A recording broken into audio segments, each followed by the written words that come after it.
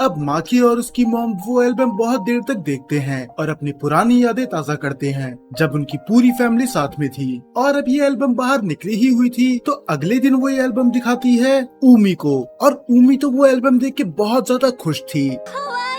उसे यकीन नहीं होता कि माकी बचपन में कितना ज्यादा क्यूट था, और माकी को इस तरह हंसते हुए तो उसने आज तक नहीं देखा। पर उसकी मॉम माकी का ऑरा कम करवाने आ जाती है। वो बोलती है, हाँ बचपन में ये बहुत हंसता तो था पर उतना रोता भी था। जब भी इसे कभी डर लगता था या फिर इसे चोट लग जाती थी तो ये मुझसे चिपक कर मम्मी मम्मी करके रोया करता था। ये तो कभी मेरा पीछे छोड़ता ही नहीं था। और उम्मी तो ये सब चीजें इमेजिन करने लग जाती है कि जब माकी ऐसी हरकतें करता होगा तो वो कितना क्यूट लगता होगा। पर तभी अचानक से वहाँ पर आ जाता है माकी और वो बोलता है कि आप दोनों सुबह सुबह यहाँ पर क्या कर रहे हो। और उसे बाद में रियलाइज होता है कि ऊमी उसकी बचपन की फोटो देख रही है। और अब तो उसे पता था कि पक्का उसकी मॉम ने उसकी बहुत सारी एम्बैरेसिंग बातें उसे बता दी होंगी, तो वो तो बहस करने की कोशिश भी नहीं करता। मुझे तुम्हारी सारी फोटो बहुत ज्यादा पसंद आई, वो सच में बहुत ज्यादा अच्छी थी, पर माकी को उसके बारे में कुछ बात नहीं करनी थी। वो बोलता है कि इसके बारे में पूरी तरह से भूल जाओ, ऐसा मानो तुमने ये फोटो कभी देखी ही नहीं है। तब उमी बोलती है कि मैं कैसे भूल जाऊंगी, क्योंकि इनमें से कुछ फोटो तो मैं अपने साथ अपने घर लेके जा रही हूँ। पर चिंता मत करो, मैं यू को नहीं दिखाऊंगी। शुरू में तो माकी को समझ में नहीं आता कि ये क्या कहने की कोशिश कर रही है, इसका कहने का मतलब क्या है कि मैं घर लेके जाऊंगी। फिर वो उसे समझाती है कि मैंने तुम्हारी मॉम से रिक्वेस्ट करी क्या मैं इनमें से कुछ फोटो अपने साथ ले जा सकती हूँ, और उनने मुझे हाँ बोल दिया, और वो सारी फोटो अब मेरे बैग में है और वो पूरी जिंदगी मेरे पास ही रहेगी। तब उसकी मॉम भी सफाई में बोलती है कि इसने मुझसे बहुत प्यार से पूछा तो मैं मना नहीं कर पाई। पर वो अपनी मॉम और ऊमी दोनों पे चिल्लाता है कि तुम्हें मेरी फोटो मुझसे बिना पूछे नहीं ले जानी चाहिए, और मॉम आप भी, आपको कम से कम उसे देने से पहले मुझे तो पूछना चाहिए था। पर उसे पता है कि बहस करने का कोई फायदा नहीं है, क्योंकि वो इन दोनों के आगे नहीं जीत सकता, तो वो हार मान लेता है। तो ये दोनों स्कूल के लिए तैयार हो ही रहे थे और इसकी मॉम चली जाती है ऑफिस के लिए। पर जैसे ही वो बाहर जाती है उन्हें याद आता है कि उनके पास उनकी सिगरेट और लाइटर तो है ही नहीं। तो वो माकी को नीचे बुलाती हैं, और जैसा मैं पहले भी बता चुका हूँ कि इसकी मॉम कभी भी इसके आगे स्मोकिंग नहीं करती थी, तो अब ये खुलेआम ऐसा क्यों कर रही है। और शायद यही सवाल था माकी का भी। पर तभी वो देखता है डार्क सर्कल अपनी मॉम की आंखों के नीचे। इसका मतलब ऑफिस में इसकी मॉम दिन रात मेहनत कर रही है, इतनी कि इन्हें ऑफिस में स्मोकिंग करने का टाइम मिलता ही नहीं है, और उस स्ट्रेस को उतारने के लिए ये घर में स्मोकिंग करती हैं। और वो मन में सोचे जा रहा होता है कि आखिर ये अपने आप को इतना पुश क्यों कर रही हैं, अगर ऐसा चलता रहा तो ये तो बीमार ही पड़ जाएंगी। पर वो कुछ बोलता नहीं। तब उसकी मॉम बोलती है कि एक और बात, तुम उमी को अभी हमारी फैमिली सिचुएशन के बारे में उतना मत बताना, पता नहीं वो बेचारी क्या सोचेगी। और फिर से माकी के दिमाग में चलने लग जाती है वो कल रात की बातें। अब वो अपनी मॉम को कैसे बताए कि उसी के डैड उस पे चीट कर रहे थे, शायद डिवोर्स के पहले ही, पर वो नहीं बता सकता था। और उसकी मॉम वहाँ से चली जाती है और माकी वापस चली जाता है अपने घर में, जहाँ पर उम्मी उसका इंतजार कर रही थी, और वो दोनों मिलके करते हैं ब्रेकफास्ट। तब माकी बोलता है कि मुझे तुमसे फ्राइडे के बारे में कुछ बात करनी है। तब उम्मी भी बहुत ज्यादा एक्साइटेड हो जाती है कि मुझे तो लगा तुम पूछोगे ही नहीं, क्योंकि हमारे एग्जाम आने वाले हैं और हम फ्राइडे को एंजॉय करते हैं, तो कैसा रहेगा कि इस फ्राइडे में हम साथ में एंजॉय करें और पढ़ाई भी। तब माकी बोलता है कि इस फ्राइडे में तुम्हारे साथ नहीं आ सकता, क्योंकि मुझे जाना है अपने डैड के पास। अब उसे पता था कि मामला थोड़ा सा सीरियस है। वो बोलती है क्या तुम श्योर हो, क्योंकि जब से हम दोनों दोस्त बने हैं तब से तुम अपने डैड से नहीं मिले। तब माकी बताता है कि ये बिल्कुल नॉर्मल है, पहले मैं उनसे हर महीने ही मिला करता था, पर अचानक से वो बहुत ज्यादा बिजी हो गए। तब उम्मी उससे और पूछती है, और उस औरत के बारे में क्या जिसे हमने कल देखा था तुम्हारे डैड के साथ। तब माकी बोलता है कि मुझे उस बारे में बात नहीं करनी, और न ही मैं अपने डैड से उनके बारे में कुछ पूछूंगा, क्योंकि मेरे मॉम और मेरे डैड पहले ही अलग हो चुके हैं, तो अच्छा ही रहेगा कि मैं उनकी पर्सनल लाइफ में ना जाऊं। खैर, मैं तुमसे ये पूछने वाला था कि फ्राइडे को मैं बिल्कुल भी फ्री नहीं हूँ, तो कैसा रहेगा अगर हम एग्जाम की तैयारी उससे पहले से ही शुरू कर दे, क्योंकि मैं पढ़ाई नहीं छोड़ सकता। और उम्मी बोलती है कि ये तो अच्छी बात है, अगर ऐसा होगा तो हम पूरे हफ्ते साथ में टाइम स्पेंड कर सकते हैं। मैं एक काम कर लेती हूँ, यू को भी बुला लेती हूँ, क्योंकि अगर वो हमारे साथ नहीं पढ़ेगी तो वो पक्का फेल हो जाएगी। और माँ की थोड़ा हैरान था, क्या यू भी आएगी। दरअसल इसे कोई यू से दिक्कत नहीं थी, पर प्रॉब्लम तो ये थी कि इसका दोस्त सेकी भी आने वाला था। और अगर आपको याद है, सेकी वही है जिसने यू को प्रपोज करा था और यू ने उसे रिजेक्ट कर दिया था, तो सिचुएशन थोड़ी अनकंफर्टेबल हो सकती है। तो स्कूल में जाके ये सब इस बात पे डिस्कस करते हैं। तब यू बोलती है अगर सेकी आ भी गया तब भी मुझे कोई प्रॉब्लम नहीं है। हाँ, हालांकि मैंने उसे रिजेक्ट करा है पर वो मेरा दुश्मन नहीं है। तब माकी को थोड़ी शांति मिलती है, चलो कम से कम इसकी तरफ से तो कोई प्रॉब्लम नहीं है। पर तब यू पूछने लग जाती है कि पढ़ाई की बात तो होती रहेगी, तुम ये बताओ तुम मुझे स्नैक्स क्या खिलाओगे, क्या तुम मुझे कुछ नया बना के खिलाओगे? तुम्हें पता है ना कि मुझे तुम्हारे हाथ का खाना बहुत ज्यादा पसंद है। और इसी बात पे तो वो उसका मुंह पकड़ लेती है और वो उससे बोलती है मैंने तुम्हें यहाँ पर खाना खाने के लिए नहीं बुलाया, तुम्हें पता है ना कि इस बार तुम फेल होते होते बची थी, अगर तुमने ध्यान नहीं दिया तो तुम पक्का फेल हो जाओगी। और वो यू से माफी मांगती है कि अब वो खाने की कुछ बात नहीं करेगी। और स्कूल खत्म होने के बाद ये सब घर चली जाते हैं और मानो सेकी की तो लॉटरी ही लग गई थी। वो तो खुश था कि साथ में यू आ रही है। हाँ, हालांकि वो उसे रिजेक्ट कर चुकी है, पर क्या पता इन दोनों के बीच में दोस्ती हो जाए और बाद में यू भी उसे पसंद करने लगे। तो सेकी माकी से बोलने लग जाता है कि तुम तो सच में बहुत अच्छे दोस्त हो, तुमने ऐसा इसीलिए करा ना ताकि मैं यू से थोड़ी दोस्ती बढ़ा सकूं। पर क्या ये चीज सही है? तुम्हें पता है ना कि वो मुझे रिजेक्ट कर चुकी है। तब माकी बोलता है कि इस बारे में मैं यू से बात कर चुका हूँ, उसे कोई प्रॉब्लम नहीं है कि अगर तुम हमारे बीच में आओगे। और वैसे भी हम यहाँ पर पढ़ाई करने आए हैं, मस्ती करने नहीं।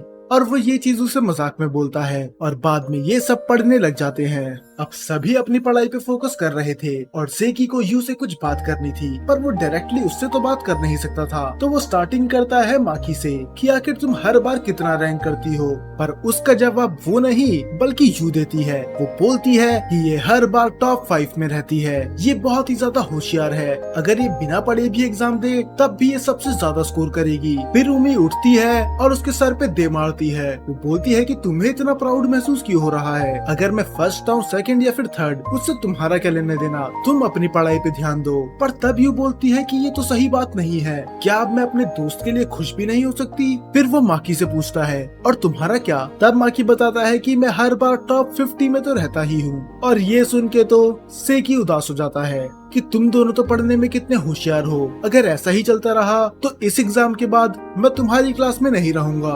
और ये सुन के तो यू भी टेंशन में आ जाती है कि अगर मैं इस बार अच्छे मार्क्स नहीं लाई तो मुझे भी उमी से अलग कर देंगे, मुझे दूसरी क्लास में नहीं जाना। तब उमी उस पे चिल्लाती है कि अगर तुम्हें दूसरी क्लास में नहीं जाना तो तुम पढ़ने पे ध्यान दो, ना कि रोने पे। अब ये फिर से पढ़ाई करने लग जाते हैं और यू माकी से सवाल पूछने लग जाती है जिसमें वो थोड़ा कंफ्यूज थी। अब जैसे ही माकी उसके पास जाता है उमी उसका हाथ पकड़ लेती है टेबल के नीचे से ताकि कोई और नोटिस ना कर सके। और ये दोनों ही ब्लश कर रहे थे पर किसी को शक ना हो इसीलिए माकी यू को पढ़ाने लग जाता है और ये पूरे टाइम हाथ पकड़ के ही पढ़ रहे थे। अब जब ब्रेक हो चुका था तो माकी इनके लिए पैनकेक बनाता है और यू तो यहाँ पर पैनकेक खाने ही आई थी, पढ़ाई तो बस उसका बहाना था। और बेचारा सेकी वो तो यू की क्यूटनेस देख के उसके पास और खींचे चला जा रहा था, हालांकि वो फिर भी उससे बात नहीं करता। तब उमी बताती है कि तुम्हारे गाल पे क्रीम लगी हुई है। अब माकी 2-3 बार हटाने की कोशिश करता है पर उसे पता ही नहीं होता कि क्रीम है किधर। तो उमी उसके पास जाती है और उसके गाल से वो क्रीम निकाल देती है और इसे टिश्यू पेपर में पोंछने के बजाय वो क्रीम खुद ही खा लेती है। और ये देख के तो सेकी और यू दोनों ही हैरान थे। हाँ, हालांकि इन्हें अंदाजा तो था पर अभी इन्हें नहीं पता कि ये ऑफिशियली डेट कर रहे हैं। तब यू बोलती है कि मैं समझ सकती हूँ कि आजकल तुम कुछ ज्यादा ही दोनों बाहर जाते हो और तुम दोनों एक दूसरे के बहुत ज्यादा क्लोज हो चुके हो, पर कम से कम ये रोमांटिक चीजें तुम अकेले में तो करा करो, ना कि 4 लोगों के सामने। और वो उससे माफी मांगते हैं कि उन्हें ऐसा नहीं करना चाहिए था। और फिर यू बोलती है कि मैं तुमसे बहुत ज्यादा जेलस हूँ, काश मेरी लाइफ में भी कोई माकी जैसा लड़का होता।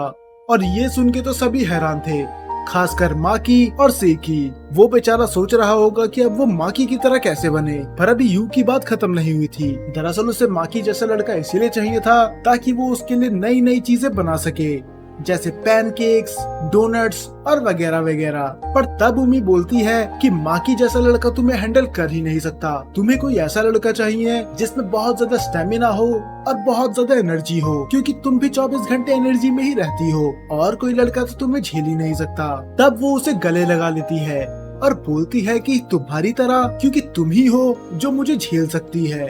तो हाँ, अगर मैं कभी किसी लड़के को डेट करूंगी तो मैं चाहूंगी कि वो तुम्हारी तरह हो या फिर मुझे तुम्हारा एक क्लोन बना लेना चाहिए। और ये सब होने के बाद ये फाइनली घर के लिए निकल जाते हैं। पर जैसे ही वो लोग बाहर निकलते हैं उमी जाने से मना कर देती है। वो बोलती है कि मुझे अभी कुछ काम है तो तुम दोनों मेरा एंट्रेंस गेट पे इंतजार करो। तो वो दोनों चले जाते हैं। और जैसे ही माकी मुड़ने वाला था उससे ये पूछने के लिए कि आखिर तुम यहाँ पर क्यों रुकी हो, और उसने उसे बहुत कस के पकड़ के रखा था। माकी उससे पूछता है कि आखिर तुम्हें अचानक से क्या हो गया, तुम ठीक तो हो ना। तब वो बताती है कि वो बिल्कुल ठीक नहीं है। जब से यू ने ये कहा था कि मुझे माकी जैसा लड़का चाहिए, तब से मैं किसी चीज पे फोकस कर ही नहीं पा रही। यू मेरी बहुत अच्छी दोस्त है, पर जब से हम मिले हैं तब से उसने मेरी सारी चीजें छीन ली। मैं ये नहीं बोल रही कि वैसा वो जानबूझ के कर रही है, पर फिर भी जब मेरे पुराने दो दोस्त सनाए और मनाका उसके पास चले गए थे मुझे छोड़कर, तब मुझे बहुत ज्यादा बुरा लगा था और मैं इतनी मुश्किल से मूव ऑन कर पाई थी। तो मैं नहीं चाहती कि मैं तुम्हें भी खो दूं, क्योंकि अगर तुम मेरी जिंदगी से चली गए तो मैं सच में ट्रॉमेटाइज हो जाऊंगी और शायद मैं फिर से कभी लाइफ में मूव ऑन ना कर पाऊं। वो उसकी ग्रिप छुटाने की कोशिश करता है, पर उमी उसे छोड़ ही नहीं रही थी। मानो उसे ऐसा लग रहा था कि अगर इसने इसे अभी छोड़ दिया तो ये उसको हमेशा के लिए खो देगी। पर माकी उसे तसल्ली देता है कि वो यू को दोस्त के अलावा कुछ नहीं मानता, मुझे बस तुमसे ही प्यार है और किसी से नहीं।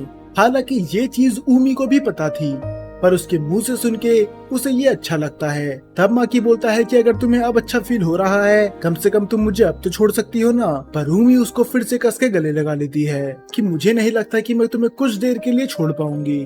और फिर अब कई दिन बीत चुके थे और अब आ जाता है फ्राइडे, जब वो अपने डैड से मिलने वाला था। अब जब वो अपने डैड का इंतजार कर रहा था, उमी के मैसेज पे मैसेज आए जा रहे थे। वो बोलती है कि तुम एक महंगे रेस्टोरेंट में जा रही हो और तुम कुछ भी खा सकते हो, ये तो बहुत गलत बात है। तुम्हें फ्री में इतना कुछ मिल रहा है, तुम मुझे अपने साथ क्यों नहीं लेके गए। हाँ, ऐसा नहीं था कि उसे भी वहाँ पर खाना खाना था, दरअसल उमी को उसकी चिंता थी। तब वो उसे बोलता है कि तुम चिंता मत करो, मैं तुम्हें अपडेट देते रहूंगा। और तभी वहाँ पर आ जाते हैं उसके डैड। तब उसके डैड बोलते हैं कि तुम्हें जो भी ऑर्डर करवाना है करवा लो। और इस बार तो माँ की पूरा मेन्यू ही ऑर्डर करवा देता है। और उसके डैड तो देख के हैरान थे कि पहले तो तुम बहुत सोच समझ के खर्चा करवाते थे, पर लगता है कि इस बार तो तुम मेरी जेब ढीली करके ही रहोगे। तब माँ की बोलता है, पर हाँ ये मत भूलो कि आपने कई महीनों से मुझे कुछ नहीं खिलाया, तो वो सारी कसर मैं आज ही उतारूंगा। और उसके डैड को कोई प्रॉब्लम नहीं थी और वो खाना ऑर्डर करवा देता है। और खाना खत्म होने के बाद माँ की उससे पूछता है कि आप मॉम से प्यार करते हैं। और ये सुन के उसके डैड हैरान थे कि आखिर अचानक से इसे क्या हो गया। ये सवाल तो उससे पहले इसने कभी नहीं पूछा, पर उसका डैड सीधा जवाब नहीं देते। वो बोलते हैं कि मैं तुम्हारी मॉम के बारे में अब वैसा फील नहीं करता जैसे मैं करा करता था। वो एक बहुत अच्छी वाइफ थी, और एक वाइफ से भी ज्यादा वो एक बहुत अच्छी मदर थी, और इसके लिए मैं उसकी रिस्पेक्ट करता हूँ और शायद पूरी जिंदगी भर करते रहूंगा। पर रिस्पेक्ट और प्यार में जमीन आसमान का फर्क होता है।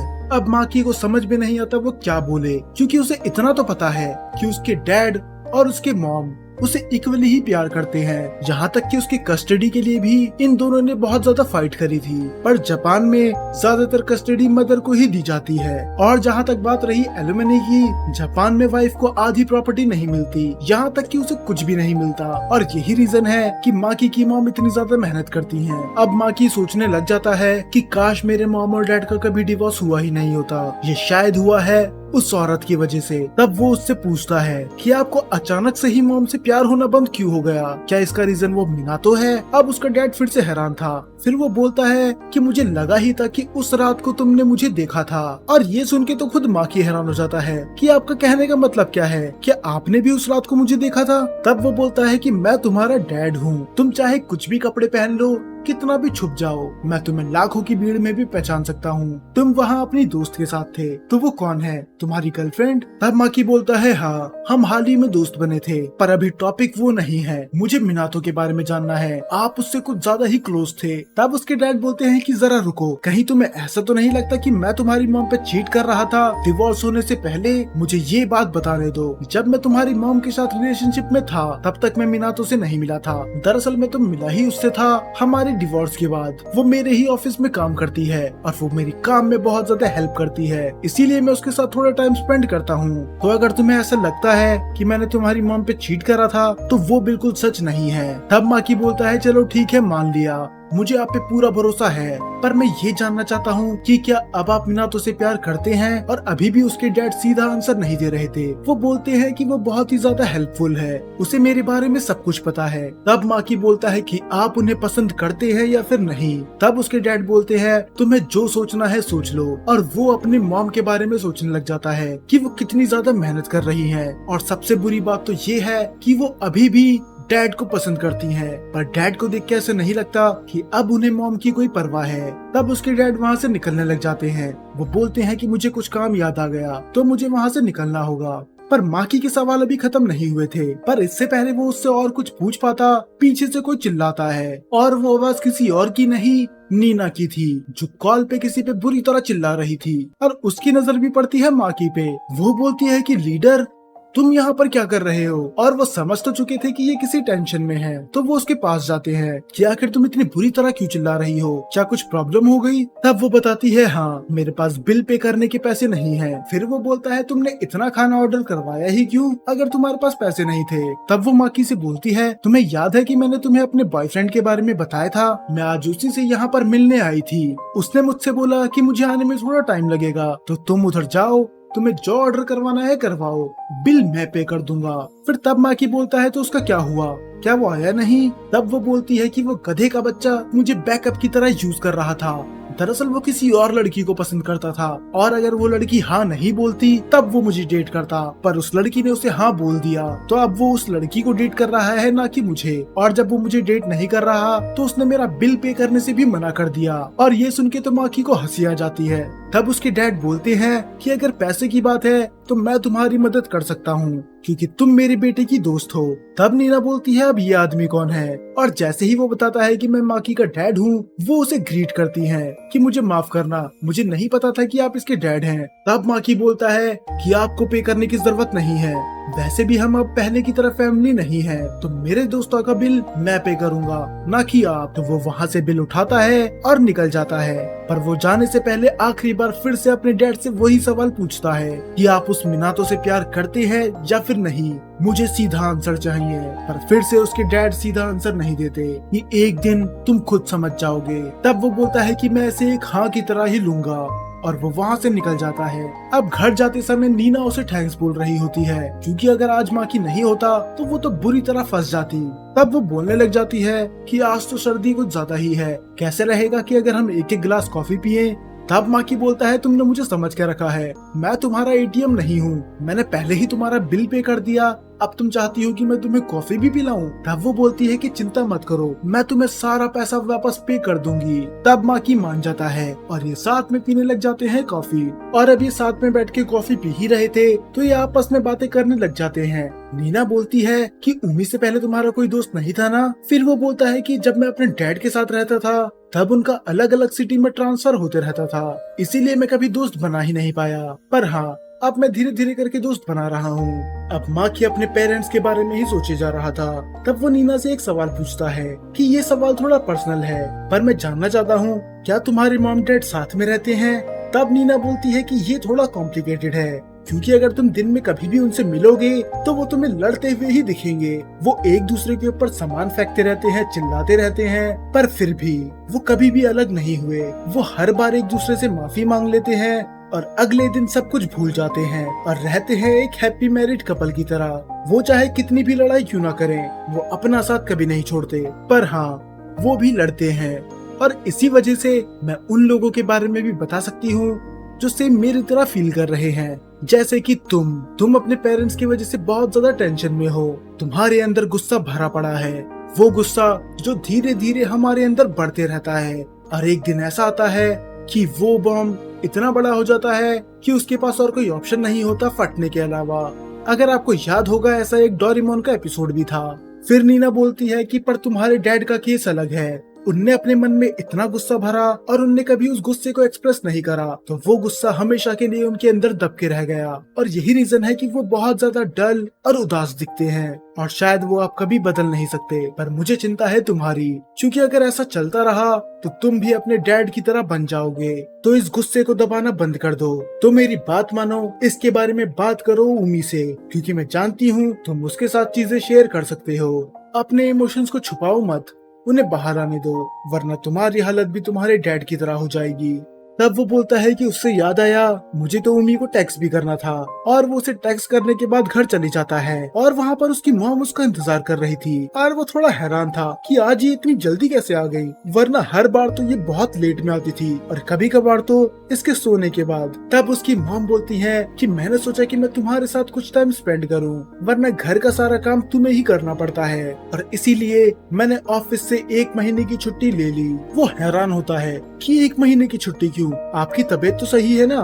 तब वो बोलती है कि हाँ, मुझे तुम्हारे साथ कुछ टाइम स्पेंड करना है और वैसे भी मैं अपने आप पे कुछ ज्यादा ही स्ट्रेस दे रही थी, तो मुझे अपने लाइफस्टाइल को थोड़ा सुधारना होगा और मुझे स्मोकिंग भी क्विट करनी होगी। और वो ये सारी बात जाके बता देता है उमी को। उमी बोलती है कि फिर तो ये बहुत ज्यादा अच्छी बात है, क्योंकि वैसे भी उनके डार्क सर्कल आने लगे थे और वो कुछ ज्यादा ही स्मोक करने लगी थी, तो अच्छा होगा अगर वो थोड़ा आराम करें। पर हाँ, इसमें एक बुरी बात है, अगर वो घर पे रहेंगी तो हम फ्राइडे को साथ में टाइम स्पेंड नहीं कर पाएंगे, शायद हमें अपना फ्राइडे का रूटीन चेंज करना होगा।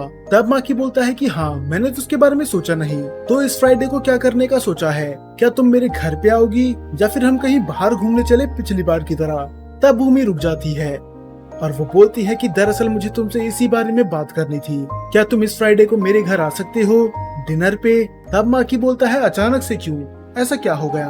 तब वो बोलती है कि मेरी मॉम चाहती है कि तुम मेरे डैड से मिलो, और वो साफ मना कर देता है कि मैं घर नहीं आने वाला। पर तब भूमि उसे समझाती है कि तुम्हें आना ही होगा, अब मॉम ने तुम्हारे बारे में उन्हें बता दिया तो मेरे डैड तुम्हें देखना चाहते हैं और वो बिना तुमसे मिले हुए शांत नहीं रहने वाले, तो प्लीज मना मत करो। और इसी के साथ ये एपिसोड यहाँ पर खत्म हो जाता है। अगर आपको ये एपिसोड पसंद आया तो लाइक करना मत भूलना। और हाँ, एक और चीज, दी एंजल नेक्स्ट डोर स्पॉइल मी रोटन का सीजन 1 और सीजन 2 मैंने साथ में ही एक्सप्लेन कर दिया है। अगर आपको वो देखना है तो आप वो वीडियो यहाँ पर क्लिक करके देख सकते हैं। सोचो क्या होगा अगर स्कूल की सबसे सुंदर और सबसे पॉपुलर लड़की साथ में आ जाए उस लड़के के जिसे लोग देखना तक पसंद नहीं करते। दोनों में जमीन और आसमान का फर्क है, पर फिर भी दोनों में एक चीज कॉमन है, ये दोनों ही अकेले हैं। एक तरफ फूजिमिया अमाने जो अपने बुरे पास्ट की वजह से अब दोस्त बनाने में हिचकिचाता है और ज्यादातर अकेले ही रहता है, और इसी की दूसरी तरफ स्कूल की एंजल शीना माहिरू जो 24 घंटे लोगों के आसपास घिरी रहती है, पर फिर भी इन हजारों की भीड़ में कोई भी ऐसा नहीं जो उसे समझ सके। तो क्या इतनी अलग पर्सनैलिटी होने के बाद भी क्या ये दोनों एक दूसरे से मिल पाएंगे या फिर किस्मत इन्हें अलग कर देगी।